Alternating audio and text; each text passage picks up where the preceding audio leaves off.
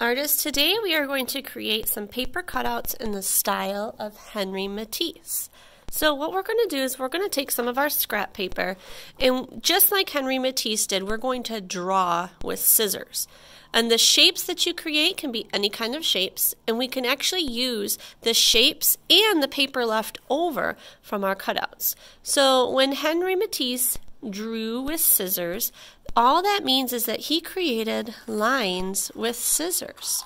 He could create any kind of a shape that he wanted to. Sometimes he made things that looked like leaves. Sometimes he made things that looked like abstract animals. It was just a shape that he drew with scissors. Here's an example.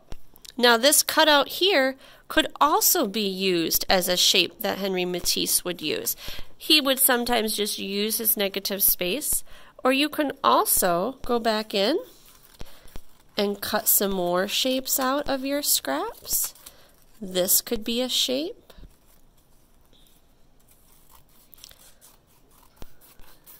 This could be a shape. Could even cut this in half. This could be a shape. Henry Matisse loved different colors of paper, and he loved different shapes of paper. So what I want you to do today is I want you to experiment with drawing with scissors. And I want you to come up with some different shapes in the style of Henry Matisse. And I want you to keep your shapes kind of in a stack or a pile in the middle of your table. Everyone at your table is going to be making these shapes, and they're all going to be put together in an envelope at the end of class. So you might create a shape and put it in the middle of the table, and someone else might end up using it, and that's okay. But I want you to come up with some different shapes in the style of Henry Matisse. After Henry Matisse would cut out his shapes, he would put them in a pile and arrange them on his wall in a way that he liked. So we're going to pretend that this blank piece of paper is Henry's wall. This is your wall. And what I want you to do is I want you to play around with where some of these shapes could be placed to create a composition. A composition is how we lay things out, or how we place things down to create a work of art. We might like the way that these shapes look here. We might want to add more. We might want to move them around. So I want you to play around with composition until you find a way that your shapes make a work of art that you're proud of. And you don't have to use all of the shapes that you cut out. You can share shapes with other artists that cut things out at your table. But I want you to come up with a composition that you like, that's in the style of Henry Matisse. I kind of like the way that this looks. I'm pretty happy with that.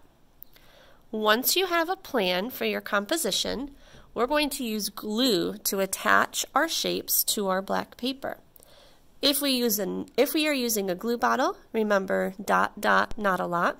If we are using a glue stick, we just want to make sure we don't use too much glue. We don't want to put the glue on the black paper because we don't want any extra glue lines to be there. We want to put our glue on the back of our cutout pieces. So I have my pink piece right here. I'm going to put my glue stick on the back. I want to make sure that I have enough glue to make it sticky, but not too much glue. And I'm going to keep going with all of my shapes where I had planned for them to be placed. I'm going to put my glue on the back of the shapes. And I'm going to create a composition in the style of Henry Matisse. When Henry Matisse created his compositions, he thought a lot about positive and negative space. So the positive space would be all of our shapes that we've cut out. The negative space would be all of the black paper around it. And when Henry was making his compositions, he thought about how much positive and negative space he used. If we only put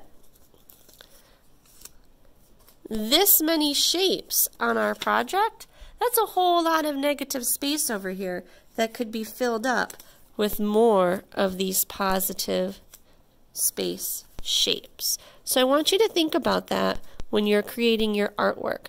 have a nice even amount of positive and negative space. Sometimes when we make an abstract artwork, abstract means we can't really recognize what it is. It's just colors and lines and shapes. Sometimes when we make an abstract artwork, it might be hard for someone to know which way it should be viewed. Is this way up? Or this? Or this? Or this? So when you are all done, I want you to decide which way your artwork should be viewed. And then all artists usually sign their work in the lower right-hand corner. So I want you to pick a color of construction paper crayons, because the construction paper crayons show up really nicely on our black paper. And I want you to make sure that you write your name on your artwork. After you have your name on your artwork, you can flip it over and you can write your class code. And you have just made an abstract collage in the style of Henri Matisse.